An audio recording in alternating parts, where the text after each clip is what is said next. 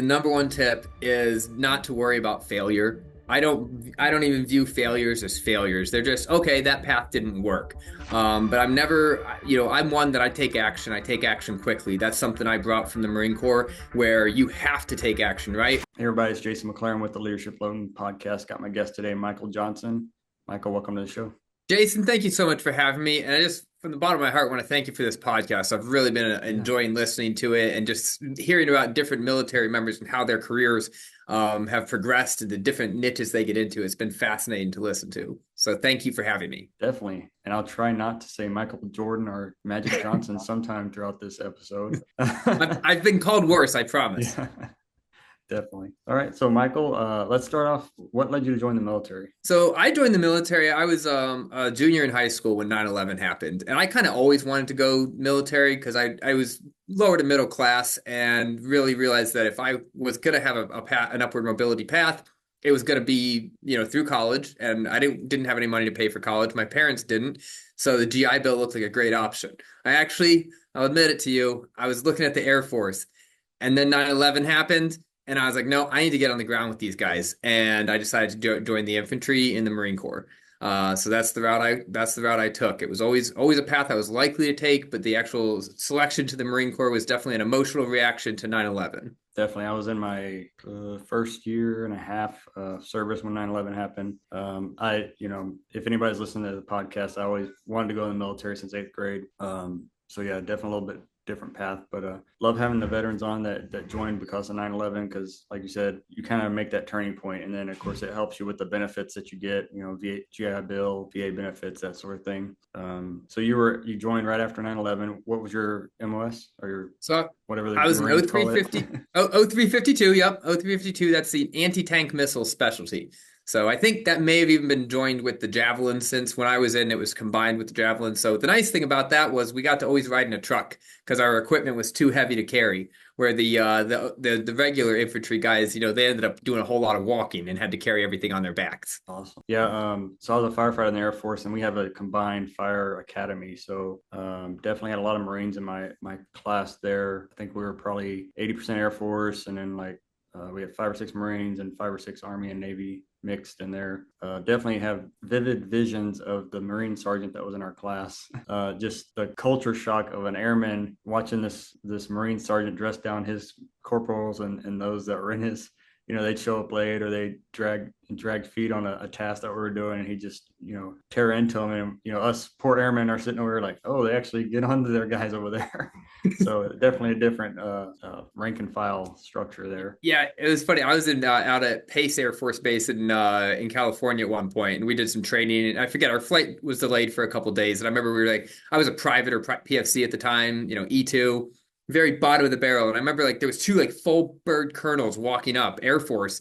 And we were standing up to salute them and everything. Like, oh no, guys, you guys work so hard. Just relax. I was like, it was mind blowing for me too. So yeah, definitely a different culture across the branches. Oh yeah, you see Air Force officers all the time. They're wave you off when you're trying to salute them and stuff. But you walk past a Marine, officer, you'll get dressed down pretty quick. But I will tell you, as much as hardcore as we think we are in the Marine Corps, when things really get bad, do you know who we called as a combat veteran? I called the Air Force. So definitely. All right. So how many years did you serve? I served just shy of 5 years. I did an initial 4-month deployment or 4-month stint, and then did an 8-month extension. So I usually round off to 5 there, but yeah, 4 years, 8 months. Awesome. All right. So you did your 5 years and then left the military. And what'd you do after that? Immediately afterwards, I got a job. I started taking some classes at the local community college and got a job waiting tables. And it was a really great experience for me. I'd actually waited tables in high school. But it was a good chance for me to just really hone in on customer service skills. Because those skills that I learned dealing with the public, dealing with different problems that people have, different personalities, that's carried me through today. And I'm 25 plus years into my career at this point. So I did that for a while, ended up meeting my wife, who her father ran a fabrication business. He needed some help during the summer. And so I started working there in the mornings and working at the restaurants at night. And he was enjoying having me there. The work was going good. So I ended up moving up the ranks there and I was operations manager with a kind of on a path to take over the whole company one day. Did that for about 4 or 5 years, but then it ended up souring, and we just ended up not being able to move forward with that. So I left that company, went to work for one of my customers. They literally called me. I remember I left that on a Friday afternoon in December, and I'm thinking, man, I got a couple weeks. I'm gonna go look for new work on the first of the year. And 3 hours later, one of my customer calls me up. I'm like, no, man, I'm not with them anymore. He's like, no, we heard. We want to hire you. Can you start Monday? So got right back to it, worked for that fabrication company for a while. Um, or I'm sorry, worked for, after I leave the fabrication, worked for the crane and rigging company, our customer. And then right up until the pandemic, I did that. I had started side hustling during this time though. I had a few vending machines, I was doing some blog writing, I was doing some freelance writing. And when the pandemic hit, I was actually writing in the financial world. Financial markets went crazy, right? And then my daughter was born, and I realized I couldn't do both. I can't keep writing and working at this crane and rigging company. So I went to the people I was writing for, and I was like, I gotta quit, I gotta leave. And they were like, no, no, no, we can't lose you right now. What does it take to make you full time? Because I explained the problem. I was a stretch too thin. So they ended up making me an offer that I couldn't refuse, and I went on to a solopreneur journey for the course of the pandemic. So I did that for about 2 years. Super rewarding experience. Had a great time. And then, and I was working from home, got to see my daughter take her first steps, roll over, all that great stuff. But then the pandemic wound down and the price to stay home got real cheap as everyone got called back to the office. So I kind of just ran out of runway there, ran out of clients, ran out of customers, and ended up having to go find a job. So I went back to my steel roots and called one of my suppliers up and said, hey, I saw a LinkedIn ad that you guys are hiring. And they said, yeah, come on in for an interview. Ended up being another Marine that was running the branch. And he goes, you're a Marine, you know steel, come on, we'll put you to work. And I worked there for a couple of years, managed to build my savings back up a little bit. And then I said, okay, I like this entrepreneurship thing, but doing it by myself isn't going to work. I'm not a 0 to 1 guy. So I actually launched a search to buy a business and then discovered this whole world of search. There's great books out there, podcasts, resources across the board. And I launched that search in May of 2024 or April 2024. I found the business I was going to buy in May, and we closed on it in August. And so that's kind of led me up to where I am today. Awesome. Good story and background there. You start going back a little bit. You talked about when you left the military, you went to customer service, doing tables. I tried to do that. I was going to go work at TGI Fridays back when they were still around, because I was the same way. I was like, I've done all this military service. I know how to get things done, but I haven't interacted with frontline people a lot. That didn't work out, but I did end up becoming a 911 dispatcher, which is probably harder because you're not Yeah, I talking to bet it people. would be. Yeah. Yeah, you're not talking to people face to face. But my fire background and kind of worked out. I got that customer service aspect in there, and then I founded Go Heroes a couple of years later. Actually, about 2 years later than that. And then this has helped me get out, go to trade shows and that sort of thing, and shake hands and kiss babies. So yeah, definitely, if you're a veteran first responder and you're transitioning, those are things you need to look at because some of those things you don't get in your past career. Some fire departments will because you're out in the community a little bit. But yeah, if you're a grunt or you work in administration or something, yeah, you need to maybe work on those skills a little bit when you're transitioning. And then you also talk about you interview with a fellow Marine. I noticed you mentioned you're a Marine and steel. Like just because your brothers in arms, with somebody doesn't mean you're automatically going to get a job. I've interviewed several people that are former military, Air Force, Army, whatever it is, and they think, oh, well, we got that bond at the beginning of the interview. Well, that's great, but I still have to make sure you fit in what this role is going to do. I can't, obviously, unless it's something I can train you up, but just because you are a veteran doesn't mean you're automatically going to get hired for something. So. Yeah, absolutely. And even on the steel side, because I mean, if you don't know steel, it's going to easily take you 3 to 4 months just to get up to speed on the different gauges of beams and plate and how we process it, whether you're cutting it with a flame or a plasma, things like that. So yeah, it definitely was an advantage. He may have hired me anyways. He said he always gives the Marines a chance when they come in the door. But I know having the steel background definitely made me a shoo-in. Awesome. So you mentioned earlier you acquired a business not long ago, or I guess a year ago. What was the business and why did you pick what you're doing? So the business is Speed Pro. We're a wide format printer. We help get messages out, and those messages could be part of a sign. It could be a wrap. It could be a wall mural like I have behind me. This is not me, by the way. This is the previous owner, but he decorated the wall here for me just to kind of show off our capabilities. So wall murals, and we can do these outside. Like I said, a lot of vehicle wraps we do, event signage, really anywhere where there needs to be clear messages delivered. This industry too is growing. So I chose this because first off, it hit all my criteria. Once I had read up on how to search for a business, there's Walker DeBell has this great book called Buy Then Build, and then the Harvard Business Review has a book called How to Buy a Small Business. I chewed through those things in less than a week because I was like, it was such great knowledge, and it was giving me basically the exact playbook I needed to follow to actually buy a business.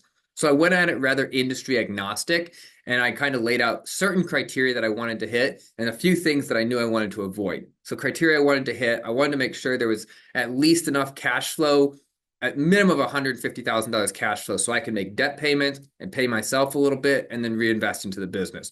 I actually put a cap on it too. I didn't want a business more than $2 million in revenue a year because I wanted to make sure I could actually get my hands around it. I had operated businesses before and felt like I was going to be able to step in and fill that role.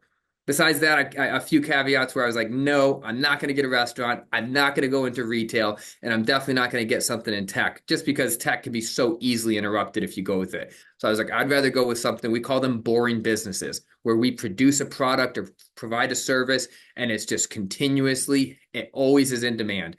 And this industry in particular deals with repeat customers a lot. Most of our customers we deal with a lot, even especially as they're growing. Usually the companies, like a good HVAC company that wants to grow, they wrap their vehicles, right? And then they start growing. And their vehicle wraps serve two great purposes. One, it advertises to all their customers, but it also advertises to their future employees, letting them know that we're here, we're in the neighborhood, we're in the community, and we're growing. And then every time they add a new vehicle, a lot of times they actually have the dealership drop the vehicle at my shop. We wrap it, and then it goes and gets on the road. So those are our best customers that want to grow their business and are investing in their business. Yeah, that's awesome. I think, like you said, going in agnostic is a good way to hopefully you find something you like, and you've done your research and you know what the ballpark is, where you want to be, and that sort of thing. I know, yeah, restaurants, low margins, that sort of thing. But some people, maybe it's their passion, that's what they want to do. But yeah, going into it openly and seeing what you want to do, and maybe you'll find something that you love. I fell into my full-time job is healthcare facilities, which you wouldn't think from being a firefighter in the Air Force that I would transition into that. But my skill set translated very well, and you can do that to other businesses also. Yep, absolutely. So I mean, here we're actually in a light manufacturing, which is not in when I was in fabrication, that was very heavy manufacturing, right? We had overhead cranes on the steerlings, we were welding, we were grinding, we had to have protective gear on. Here we get to do everything in long pants and t-shirts. So definitely a little more safer, but it's the same thing, right? We have to get products into machines, out of machines, through maybe 2 or 3 processes. Like a vehicle wrap, for instance, you don't think about how do you produce a vehicle wrap? Well, we first have to print the vinyl, then we laminate the vinyl, and then we have to cut the vinyl, and then an installer will install the vinyl on it.